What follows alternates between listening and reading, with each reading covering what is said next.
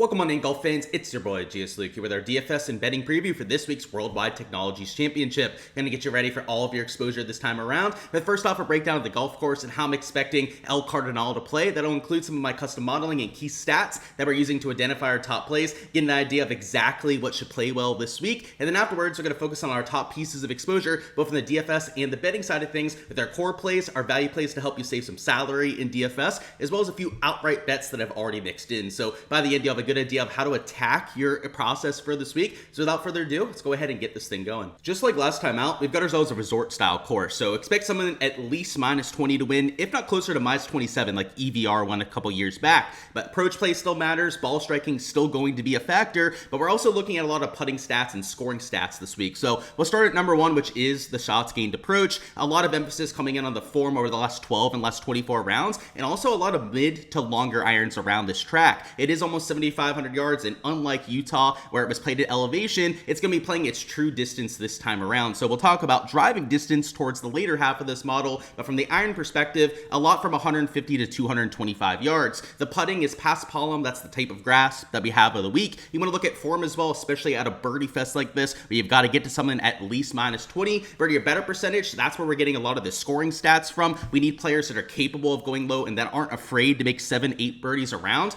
Off the tee, we've got some form. We want to know how these guys are hitting the ball over the last couple weeks, but also looking for some driving distance players to take on the par fives and a couple of the potential drivable par fours. And then lastly, our comp course is going to be the last event that we were just at. That would be the Black Desert Resort Course, Bank of Utah Championship from just last time out. Wide open resort course, large greens, a little difficult around the green, just like what we have this week. But if you're focusing on missing the green and trying to get up and down, then you're focused on the wrong aspect, because when you got that minus 25 winner, it's all about the birdies and the eagles that you're posting, which is also massive for DFS. So for betting purposes, we need that kind of birdie or better firepower, but especially for DFS contests where we're trying to take down large field GPPs, we need that birdie production as well. So very similar to the last time out, and we're looking for those aggressive birdie makers. First things first play of the week is going to be Ben Griffin at $10,500, and he's not my favorite outright this week. The number isn't that great. It's just a little bit better than 13 to 1, but from the DFS perspective, he's by far the best projection that we have on the slate. He's got a projected points at about 87 points. These guys like Spawn, Hoey, that are still hitting the ball well and playing some pretty solid golf are almost a 10-point projection difference than a Ben Griffin. So the fact that he's only $100 more than Spawn, $500 more than Rico Hoey is, I think, not enough. I mean, he's been playing the kind of golf lately that he's a true top 5, top 10 player over the last 6 months. These other guys in the field are closer to like 10 to 20 at the very best. So in my opinion, it's worth taking him at that $10,500 price tag this week. Number 3 in my total model ranking, number 1 in my course fit ranking for Cardonal. And the reason for that is this shots gained putting on Paspalum. While he doesn't have a massive sample size on this type of grass, he's gaining over 2.11 shots gained putting per round on it. So a specialist when you get on this specific strain of grass. And if we take a look at the last 24, even the last 12 measured round sample size, he's been doing it across the board. Really, the only category that he's been quote-unquote struggling in would be that shots gained off the tee, where he is slightly losing over that 24 round sample size, but gaining solidly on approach, about 0.6 strokes per round, about 0.2 around the green, and 0.7 with the flat stick. Over the last 12 rounds, it's very similar. In fact, he's gaining across all 4 categories over the last 12 measured rounds. A little bit better off the tee, as he's been playing some golf courses where you don't have to be so accurate. And this week, that is of course the case. We've got 65, 70 yard wide fairways at times, which means even though he's been a little bit inaccurate over the last month or so, hence why he's losing those strokes off the tee, that's not going to be nearly as big of a concern this week. He's been electric with the irons, posting a crap ton of birdies or better, and even at some of the harder golf courses that we had towards the end of last season. So I'll be playing Ben Griffin in DFS. That's probably my favorite place to get exposure this week. 40 to 50% exposure is what I'm looking at. But even from the outright perspective, I think that he is just by far the best player that we have in this field. So I sprinkled him to win at a little bit better at 13 to 1. Next up, we got Garrick Higgo at $9,300. I got him at a slightly better number at 27.5 to 1 to win this thing, but from the DFS perspective is also an excellent play and is a lot more affordable at only $9,300, which you could argue based on the kind of golf that he's been playing lately that he should be a lot more expensive than that, because when we look at the recent form tab, he's number 1 of everyone that we have in the field at gaining just a little bit over 3 strokes per round over that last 12 round sample size, number 2 in total model ranking as well. So it's not even like it's just a recent thing by Garrick Higgo showing up here. Long term, he's number 10 in Cardonal fit, and that's despite not having the best pass-palm putting stats, unlike a Ben Griffin that was number one because of that kind of aspect. Higgo is only about an average putter on this pass-palm surface, but it's not the end-all be-all, especially because the surface and the kind of sample size that we have on pass-palm is a lot smaller than the rest of the surfaces that we have on tour. But let's take a look at how Garrick Higgo has been playing, and he's got that bomber aspect to him. Ben Griffin as well, he's also a long player off the tee, so in terms of what we're looking for at this specific course, they both check that box off the tee, but the form's been there as well. Over the last 24 measured rounds, Garrick Higgo's gaining across all 4 stat categories, most significantly with the putter, which is why he's taken his game to another level. He's truly become one of the best, most consistent putters that we have on all the PGA Tour, which is a crazy thing to say because when he first got out here, he was extremely inconsistent from that perspective, but even over the last 12 measured rounds, it all holds up. He's still gaining across all 4 stat categories, still most impressively with that flat stick, but the thing that has changed over the last 12 measured rounds is the ball striking has gone from solid to elite level stuff, not only gaining about 0.2 to 0.3 strokes like he was over that 24 round sample size, now it's just a little bit below a stroke per round, both off the tee and on approach, which you can see in comparison is one of the best, if not the best number of all these guys that we have in the 9K range, and he's been converting with that birdie or better conversion on the green. So that's why I like a Garrick Higgo here. If he can have a spike week putting as well, that would be massive. And the last time that he won, he got in contention, popped off, it was at a course with pass-palm greens. So that was an alternate event earlier this year at the Puerto Rico Open, the same type of agronomy. And although we didn't have shot link that week, so we don't know exactly how many shots gained putting he had, you would have to think that finishing towards the top of that leaderboard there, that he probably gained at least 5 to 6 strokes that week. So that gives him at least a little bit of optimism on a week like this, and it's just why I'm using him as my core play in the 9K range. Just as a PSA, if you guys want to download these sheets for all of your research process, have the shots gained metrics to use at your disposal, last 24 and last 12 measured rounds, recent form metrics, event history, which over the last 2 years has been played at this course, then make sure to check out my Patreon page. Down below, there's a link to that in the description of this video. $15 a month will get you access to the Golf DFS tier, which gets you access to these not only for main slate for all the PGA Tour events, but also for Showdown for rounds 2 through 4. So I'd highly recommend checking it out if you guys haven't already. It'll give you access to everything that I'm providing for all these golf tournaments, including my entire player pool, modeling projections for every single player that's teeing it up. It's not just the core plays that I'm playing here, just the core plays that we have covered. It is quite literally every single player teeing it up. We got Vince Cavillo, the alternate who just got in for Siwoo Kim. We've got some of the Monday qualifiers added to the list as well. For that complete coverage of this golf tournament, that's where you guys can find that. But our last core play this week is going to be a Milliona Grillo at $8,400. I got him at 44 to 1 to win this golf tournament. It's a rather big drop off in talent gap. I mean, that's why these 9-10K guys are, in my opinion, such priorities in DFS. They're just by far the best players that we have on the slate. It's not just a Garrick Higgo, Ben Griffin. These guys in the 9-10K range in general are just much, much better players than what the guys that we have in the 7-8K range. But Grillo is one of the few players that I could actually see holding his own here.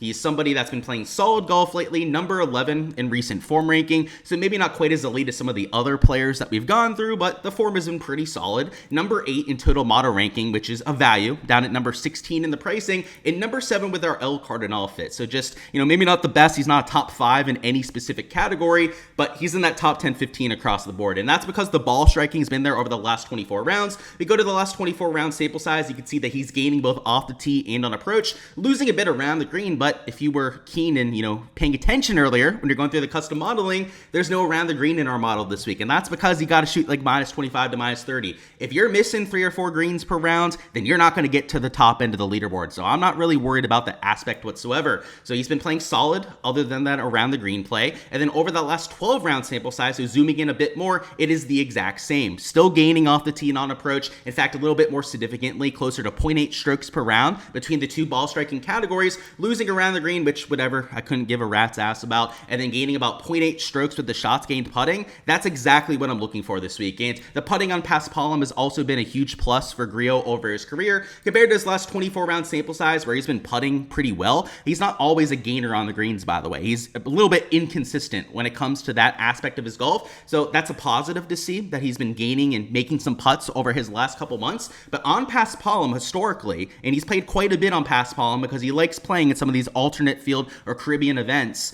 He's gone out there and gained 0.65 shots gained putting per round on Paspalum. That is by far the best surface that he has of any on the PGA Tour. So some sneaky good form. I don't think he'll be chalky because of that either. You've got other guys around him like Pearson Cootie that I'm expecting to be a whole lot more popular than a Milliona Grillo. And then even your Matt Kuchars, who, respect to him. He's playing some pretty solid golf lately, but he's an inferior player to a guy like a Milliona Grillo. And if he's going to take away some attention and some ownership, then I'm going to be glad to be able to leverage that. So Grillo making my lineups, pretty good putting on the surface and has been hitting it a lot better than most would expect. Our first value play, so value plays are going to be from $8,000 and below, guys that are less than the average salary that can help you spend up in a few other spots. Number one's going to be Jesper Svensson, and we played him the last time out, did not quite get us that top performance that we were hoping for, but all of the kind of course fit that we mentioned at the Bank of Utah Championship, bombers, high birdie percentage, good ball striking stats heading into this week are all going to hold this week because it is our number one comp course. It's almost a carbon copy of the kind of skill set that we want from week to week. So at 55 to 1, I'm going right back to the bank from the outright perspective, and he also really fits this golf course for DFS. So let's go to the last 24 rounds and show you how he's been playing, gaining a crap ton off the tee, one of, if not the longest player that we have in the field. He's gaining on approach and then,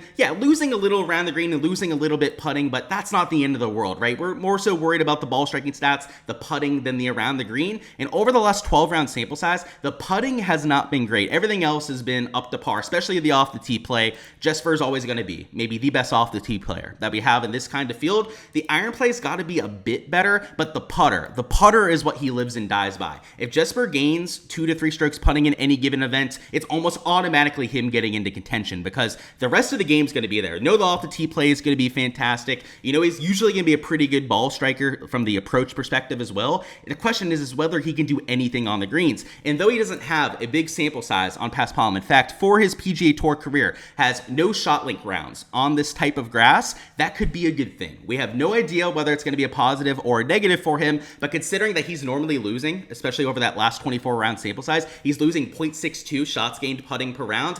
Anything's going to be better by that. And I literally mean that. Anything is better than losing 0.6 to a stroke per round. If he's a neutral this week, that's a massive plus. That's almost a 2.5 shot difference over the 4 rounds.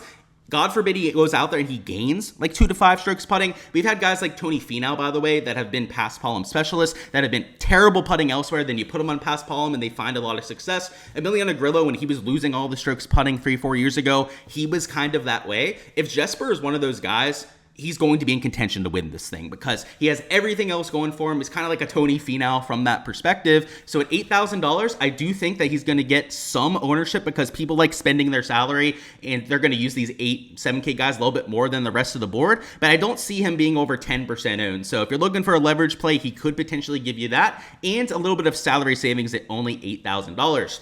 Next up, we got a Stephen Fisk at 7,500. I also bet him to win at 55 to 1, so a slightly better value because he's cheaper and at that same outright number. Number 12 of the recent form ranking, so he's been playing pretty well over the last 12 round sample size, and he's relatively long off the tee. He's a sneaky course fit. You take on some of those par 5s and 2, even the drivable par 4s, if they're downwind, he'll probably take on 1 or 2 of those per round as well. He's the kind of player that is, especially over the last couple months, come into his own. So over the last 24 rounds, you can see what the shots gain metrics look like, gaining in every category but the putter, which we'll mention here in a second, but 0.4 strokes off the tee, 0.25 on approach, and then the around the green doesn't really matter, but he's been good there at least. And then over the last 12 round sample size, he's been the same thing, gaining on approach, gaining off the tee, same thing around the green, but a little bit of a struggle with the putter.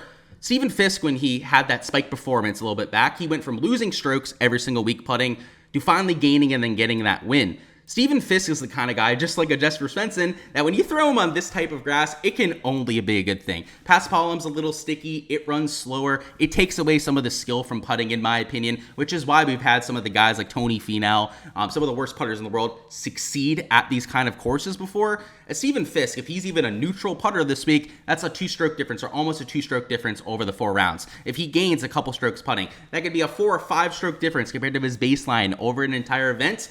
That's massive for this sort of player. So I'll take the bomber. I'll take that ball striker all day, somebody that's been extremely consistent. And if we can find a little bit of magic on the greens, he's got upside to win this damn thing. And then the last play that we've got here is going to be an Garrick Higgo at 82.5 to 1 to win. By far the biggest long shot that we've got this week. But at $7,200, he checks a lot of the boxes that we're looking for. And first and foremost, number 11 in the modeling, down at number 46 in the pricing. That is a massive value. Number 13 in recent form ranking as well. So he's been playing some solid golf heading in. And just like a Ben Griffin, one of the best past palm putters that we have in the world. And it makes a whole lot of sense for Garrick Higgo. If you're looking at the narrative perspective, he's from South Florida. There's a lot of courses with past palm grass down here in the southern part of the Sunshine State.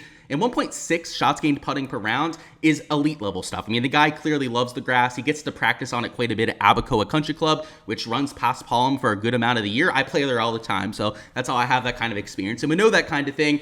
And he's an instructor at that golf course. I can promise you that if he's instructing people on how to putt on past palm grass, that he knows how to do so. So if we look at the last 24 and last 12 measured rounds, you'll see that he's been sneakily getting by with some good ball striking stats too. Off the tee, maybe not so much, but we'll mention that here in just a second. But solid off the tee, solid with the rest of the game, gaining into the positive. Over the last 12 measured rounds, so if we zoom in a little bit more, he's a little bit better off the tee, but again, we'll mention that in here in just about 20 seconds. But really good on approach, about a half a stroke per round, and gaining 1.37 shots gained putting per round. So you may ask, Luke, why are you okay with playing him at this sort of golf course if the off-the-tee play has been so terrible? Well, that's because you got 65 to 70 wide-yard fairways. Garrick Higgo's not a long player. He will never be. He's a small, little, frail dude. I hit the ball longer than Garrick Higgo does at times.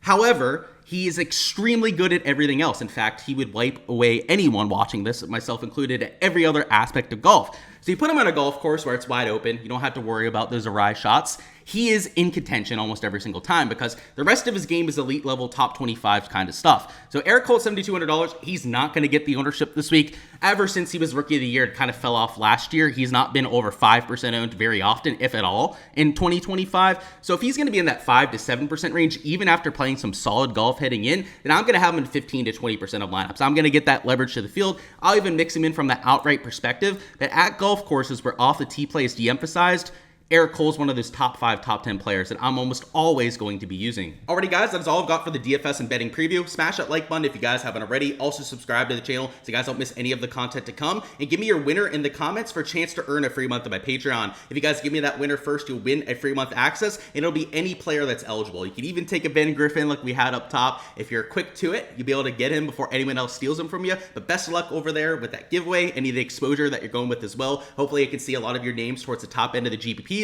Hopefully we can cash out an outright better too as well. And tomorrow night at 7 p.m. Eastern time is when we're going to be doing the live before lock stream, and that'll be at 7 p.m. going through a weather report, GPP ownership, any questions or player pool deep dives that you've got for me in the chat, as well as underdog and prize picks props on the different sportsbook sites. But until then guys, I appreciate your support in the channel as usual. Best of luck with everything that you're going with, and let's have ourselves a Worldwide Technologies Championship.